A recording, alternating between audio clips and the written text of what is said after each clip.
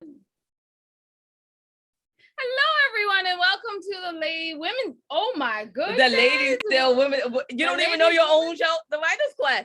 Wow. She doesn't even know her own show, y'all. Like the woman that blah, blah, blah. The Woman's Tale of Class. That's what it is. Wow. That I don't think you wanted that out in the universe right there. That's it's the woman's TALES. Oh. Class. Oh, okay. So yeah. I'm Jade. Oh my word. Oh, I'm Winona. Great job. High five, social distance. Oh my word. Good job. I am so proud of you. Because I was gonna keep going. Anyway. You're gonna keep going? Yeah. Why? I mentioned women's and tales, and there's multiple ways to spell tales, just two. Unless, of course, there's multiple ways. I can't do this. Two is more than one. She makes it a multiple. Hold on, wait. She write for a living. I'm making a joke though. Okay. All right, we write literary life guides with pop poetry. Some people might call them anthologies, but we do not. We do not. Because I mean, when you say anthologies, people automatically sleep, right? So we write literary life guides with pop poetry. And I thought divorce was bad with other life lessons. And I thought being grown up was easy. If only I would meet a memoir in verse. And we never have that because I feel like one of our managers came to our set one day and was like, "Oh, this book is really good," and never gave us our book back. And we never bothered buying a new one.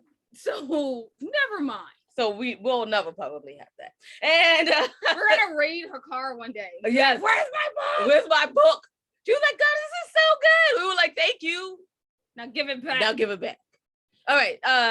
What was I saying? Widow's Tales. See, Widow's That is happening. She gave it to me. Widow's That, the series, and Foreign Coffee. All of those are available on where you get your audiobook. And if not, then you can go to www, find out what your ladies are doing at www.andithoughladies.com. While you're there, you can definitely check out one of my favorite books. And I Thought I Did My Journey Alone. Soon be coming to audiobook. Well, no, what? She said, Widow's Tales. I just want you to know that it's an upcoming book. It'll be out in the next 3 months. Okay. I did all of that. But you're not here to hear about us. You're here to hear from our wonderful guests. Wonderful guests. Would you like to introduce yourself? Yes, I would. Thank you, Jade, and thank you, Winona. My name is Rafeal Alvarez. The three things you should know about me is that I am a lifelong Baltimorean who has written about Baltimore almost exclusively for the last 40 years. I work in the media of journalism, fiction, memoir, and screenplays. And I am a family man, the proud father of 3 children, all raised in Baltimore, and a couple of grandchildren, none of whom live in Baltimore. And I consider writing to be my vocation with a capital V. It's my life's calling. It's what I was born to do. And wow. I work at it every day. We've never had someone be like, this is our vocation. I know. Yes. And now there goes my first question. Like, when did you know you wanted to be a writer? When you were born. Well, vocation is interesting. Huh? I'm also a lifelong Catholic. I don't agree with everything the Catholic Church represents, but it's my chosen vehicle for my spirituality.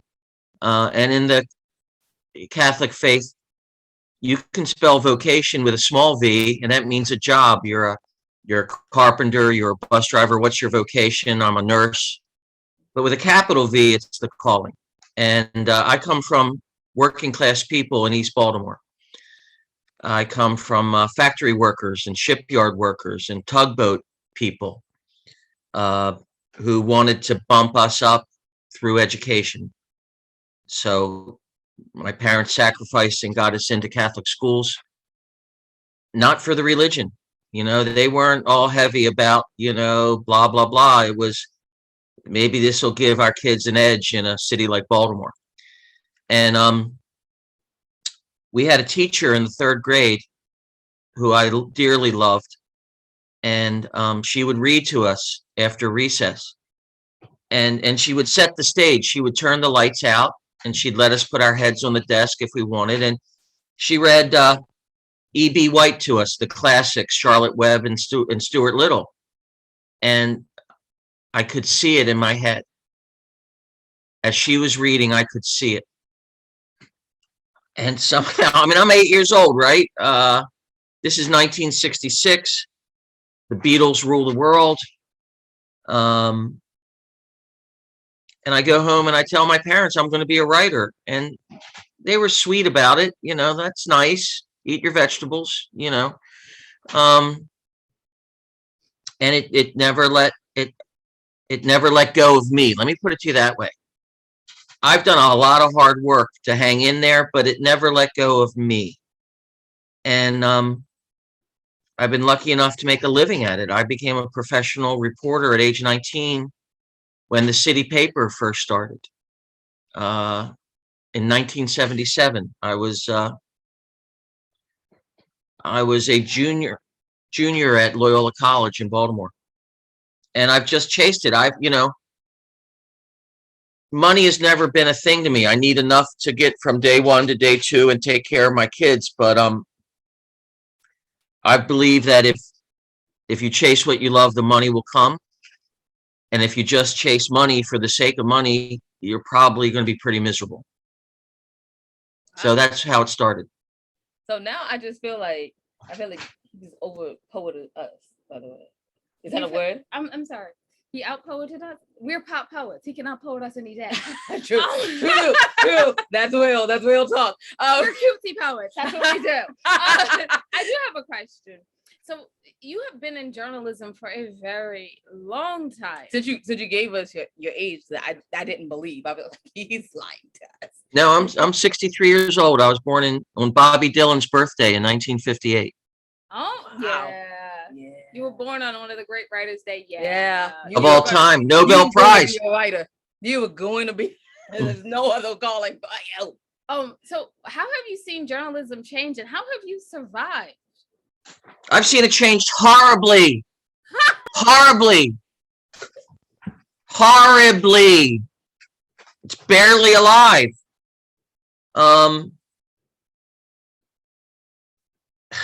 Geez.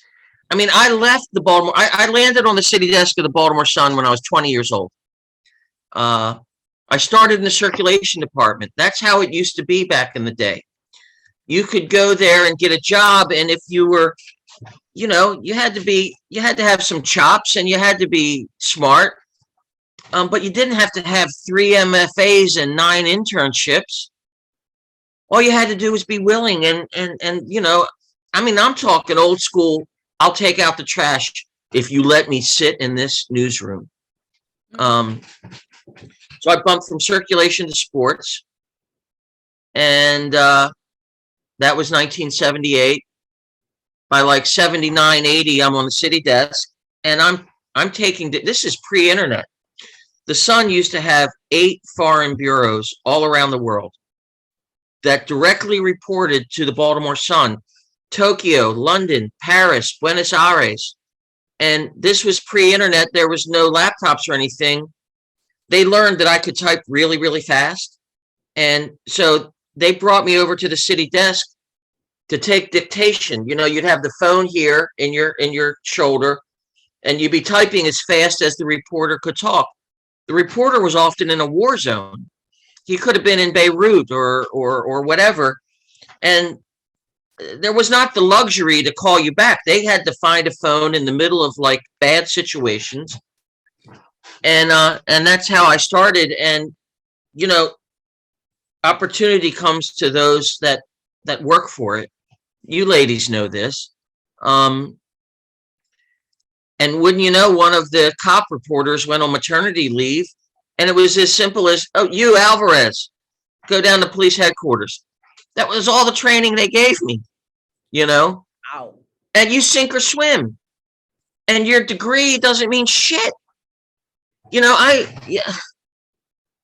have met so many people, and I don't want to be arrogant or cruel, but a lot of this stuff you cannot teach. I do a fair amount of editing for hire. It's how I kind of stay alive a little bit. And I can take someone who's never written and turn them into a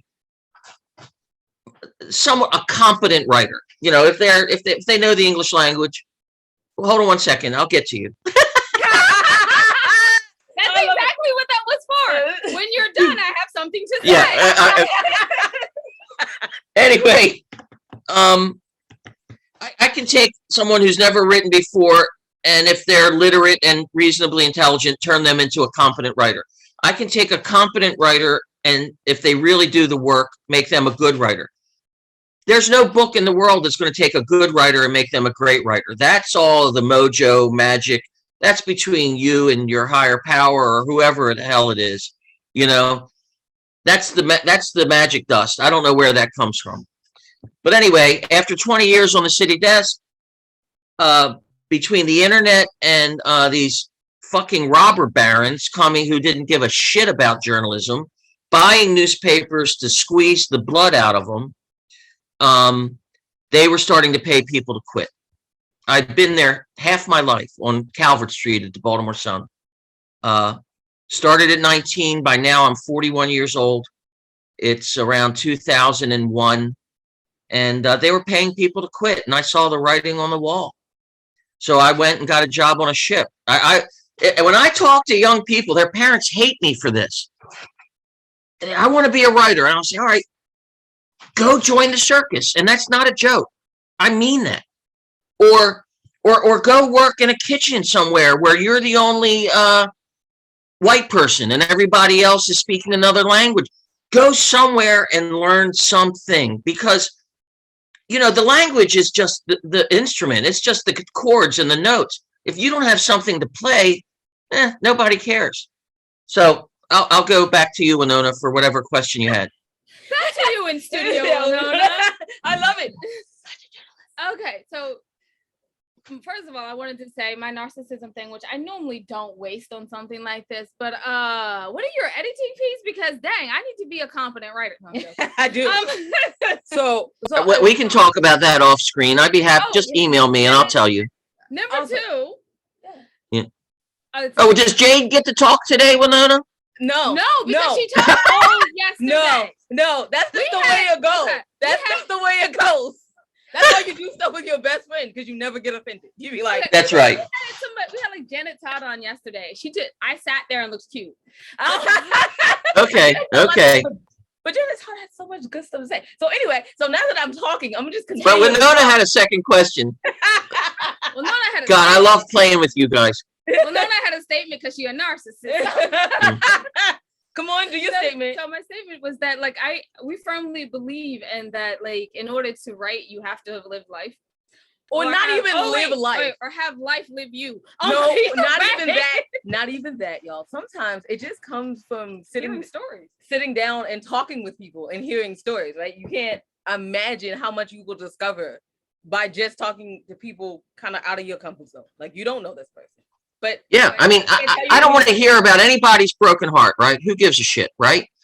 But if you tell me about your broken heart while you're working in a sweatshop to make ends meet, to put food on the table, now I want to listen to you. But, you know, all this confessional poetry and blah, blah, blah, and I come from a dysfunctional family, I really don't care. But if you can weave that into something that I learned something, now I'm interested. Okay. So let's talk a little bit about your editing, because we have a lot of writers that literally love our show, listen to it all the time, watch it all the time. So let's talk a little bit about your editing. What kind of editor are you? And also, where can they find you? Okay. So my website is maconstreetbooks.com. MACONSTREET books.com. Mm-hmm. I am a writer for hire. That means when people come to me with assignments, and I've got some name recognition, so I still have to beat the bushes, but a fair amount of stuff comes my way. I've been around in the game a while. The first thing I'll do is ascertain sort of who you are, what kind of budget you have. Like I've been tutoring and mentoring a good friend's 16-year-old granddaughter for a couple of years now. That's just a freebie. That's family. And the kid's doing the work. The kid is doing the work.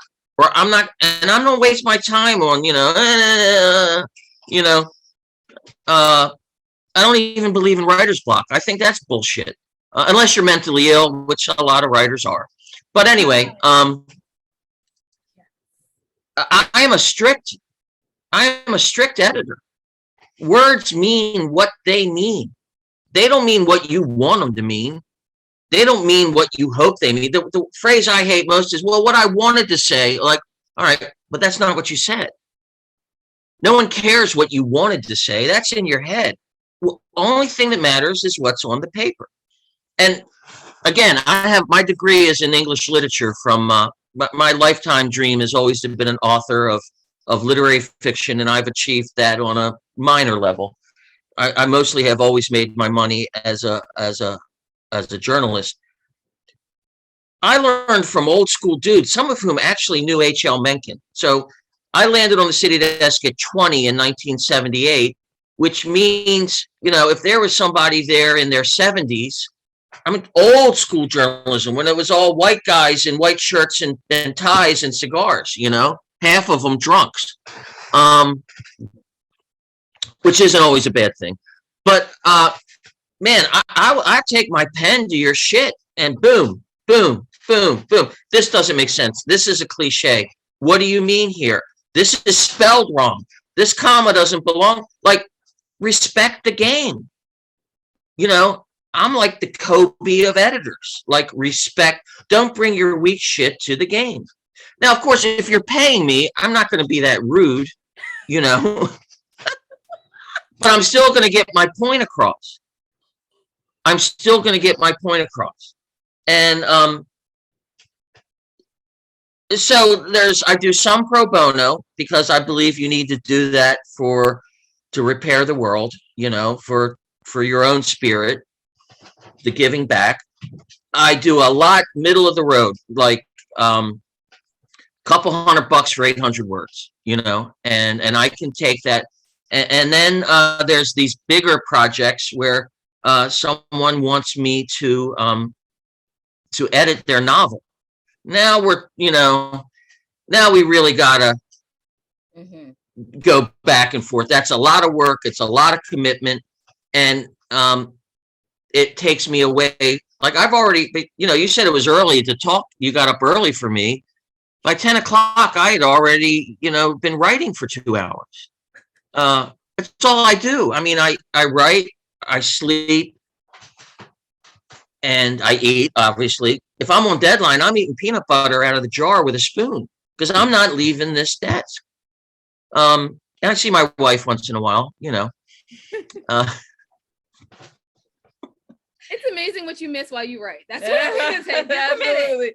Absolutely. It's amazing what you miss. And although, yes, 10 o'clock is early for us, we are up till like 3 in the morning. 3, 4 in the morning. Wow. Working. Where are you guys right now? What part of the world are you in right now? We're in Annapolis, Maryland. We're not far. Oh, okay. Very good. So very good. We're not far. Are you in Annapolis or are you in Westport? We're in Annapolis. Annapolis proper. That's a Baltimore joke. Oh, really? Oh, no, I just got that. Uh-huh. Sorry, it took me a minute. I mean, your average writer is not going to know where Westport is. Yeah, because Baltimore was the big port. Yeah. And that was the port to the Yep. But we were never mind. Not going never mind. Annapolis. No, because like as a writer, you have a bunch of random facts in your head because you I mean, the more facts you get, the more likely you can make stuff live. And then the more you have for similes and metaphors. Yeah, but you know what? There's that's a cool statement, because what I've learned in my fiction, that if I shove too many facts in the fiction, it bleeds it somehow.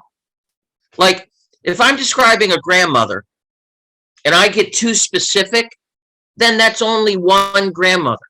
Yeah. But the word grandmother is so powerful that if you just kind of say it and say maybe she was short and a little roly-poly, now everybody thinks they know who she is. So I don't put as many facts in my fiction as I do, obviously, in my journalism. So for me, you have to choose.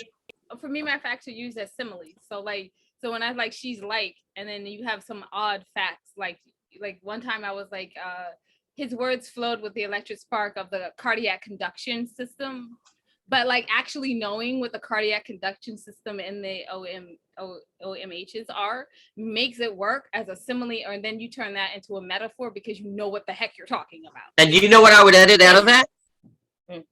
That phrase, which is very cool, the word conduction, because the average person doesn't know what it means. It's an awkward, clunky word. There are beautiful words and there are clunky words. The word electric is a cool word. Everybody loves that word, right? Because, man, whoop, whoop, whoop, whoop, whoop, whoop. But then you tell me conduction, and I'm like, is it a train? And that is exactly, the editor cut that, and she was hot. Because my entire paragraph.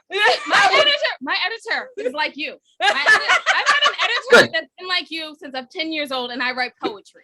I've been writer of poetry since I was 10. I got published at 10. Beautiful. Oh my God. Oh my goodness. So like having like beautiful, like, and then I'd read 2 or 3 paragraphs using the information, like it literally was 3 paragraphs using a metaphor of cardiac conduction to explain how a gangster was getting ready to kill someone.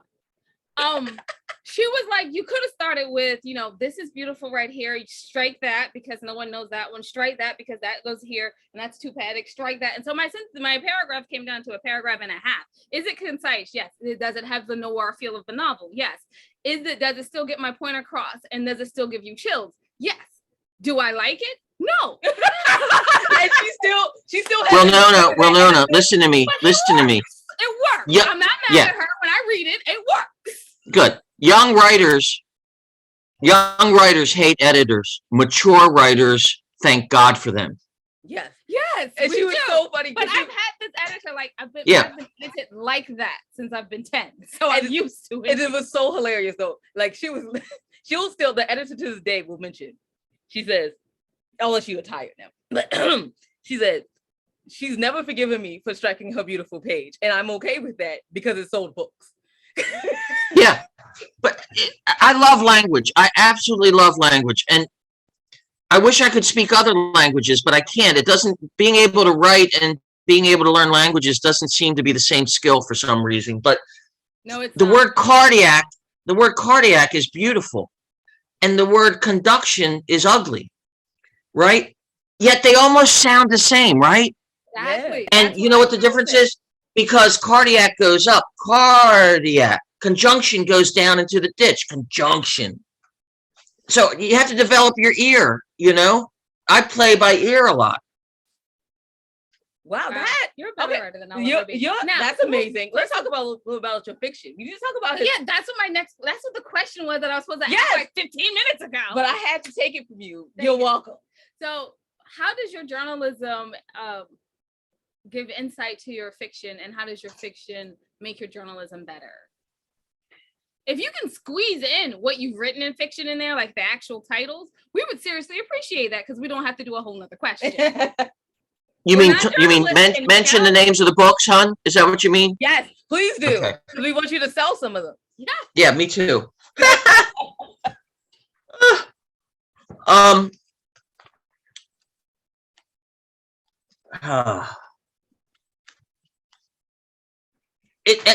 The bottom line is it's all storytelling, right? I don't tell people I'm a journalist. I don't even really like that word. I like the word reporter better than journalist. I'm not sure why. I don't tell people I'm a screenwriter. I don't tell people I'm a fiction writer. I tell people I'm a storyteller. That's the ball game. Whether it's poetry, right? A film, an essay, we're telling stories. And our job is, it's like getting, the reader is the fish on the line, right? Our job is not to lose the fish. Our job is to bring the fish into the boat. So I take the authenticity of journalism to inform my fiction for credibility. I'll give you an example. My most famous story is called The Fountain of Highlandtown. And in that's my first book ever. In fact, the 20th anniversary just came out a couple years ago. They reprinted it as the 20th anniversary edition. In that book is the story. Are either of you two church ladies by any chance? Ladies don't speak on religion at all. So, but we could be. Okay, I'm just going to. I'm just going to. I'm just going to use a religious example. Mm-hmm. There's a story in the New Testament called the Annunciation. And that's when the angel Gabriel, this is the Catholic boy speaking, that's when the angel Gabriel appears to Mary and says, guess what? You're a virgin, you're 15 years old, and guess what? Ba-boom. And Mary is celebrated in many of the Christian denominations because of her answer. Her answer is, let it be done to me according to thy word, meaning I'm in. It's hard to believe, it's hard to accept, but if the Lord wants me, I'm in. I wanted to write a 21st century version of the Annunciation in which the Virgin tells the angel to get lost. Okay? Arrogance, rebellion. Mary is celebrated because she submitted, which is why a lot of women have trouble with patriarchal religions. I wanted to write it in which the Virgin is a little 15-year-old brat who comes from money and says, forget it, go away, I'm not interested.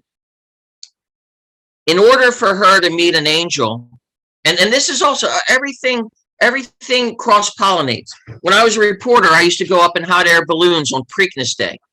There would always be the hot air balloon race on Preakness Day. Mm-hmm. And it was fascinating. So I wanted this Baltimore 15-year-old girl, the Virgin, to meet the angel in the sky. I figured that would be a way to really bring the reader in. I did my homework on hot air balloons to the nth degree. How they work, why they work. Do they always, what you don't realize, they look like they're just floating around. When they leave the ground, they go up like a rocket. And because here was the trick. I knew that if I got every detail of the hot air balloon right, you might stick with me when I have this angel appear and tell this kid she's going to have a virgin birth. So that's a keen example of, because I did write about the Preakness hot air balloons for the paper, and that was, yesterday on a beautiful sunny day in Druid Hill Park, blah, blah, blah, blah, blah. But I save all my notebooks because there's always something in the notebook you can't put in the newspaper story that's gold, right? We tell people that all the time. We tell people that all the time. Everything you cut, save, because you might need it somewhere else. I'm sorry. It's like a scrap heap.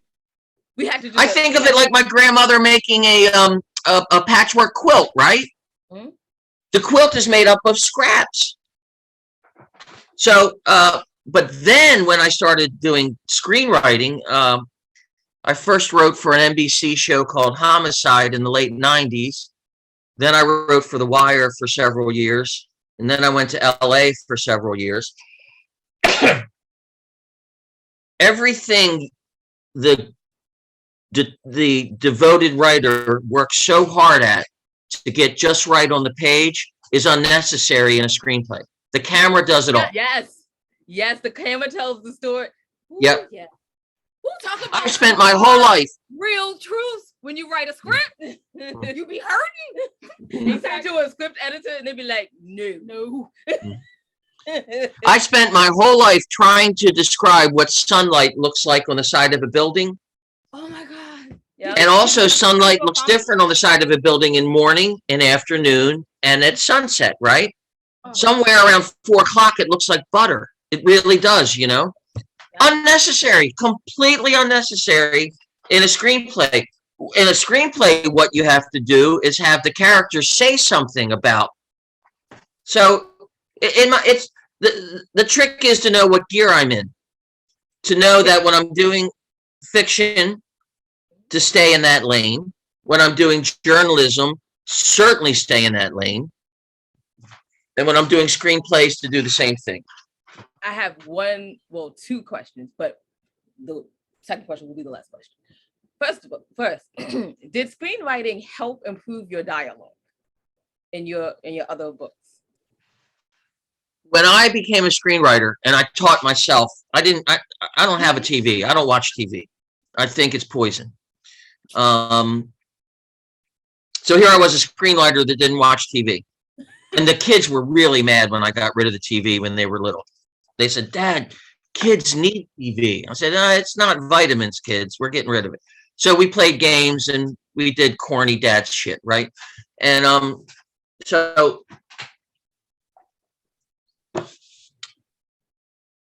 I forgot the question. Okay, so did it help you with your diet? Like, did it help screenwriting? Okay, so when it comes to screenplays, plot was the hardest part for me, because plot is like a Rubik's Cube. It's a puzzle, and it's got to fit just so. Dialogue was easy, Jade, because I had already spent 20 years taking notes of how people talk.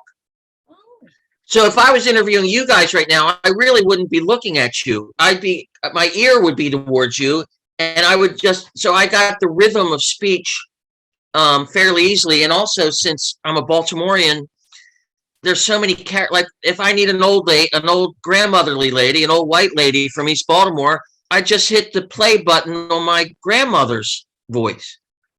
If I need somebody that drunk in a bar, I'll hit the play button on some of my father's drinking buddies from the tugboat, stuff like that. So dialogue, no, my journalism helped my dialogue. My dialogue did not help the other way around. Okay. All right. So here's the last question then. What are the 2 pieces of advice that you would give aspiring authors, and where can people find out more about you and your book? Okay, thank you. The 2 pieces of advice would be: do the work would be the first one. Learn your instrument. The greatest piano players in the world practice every day. Why does somebody who's never written a word think they can just scrawl off some crap and it's good? Respect the game, It's weird. So many writers say, I can only write when I'm inspired. And I say, well, you know what? If saxophone players only practiced when they were inspired, there'd be no saxophone players. And the other thing would be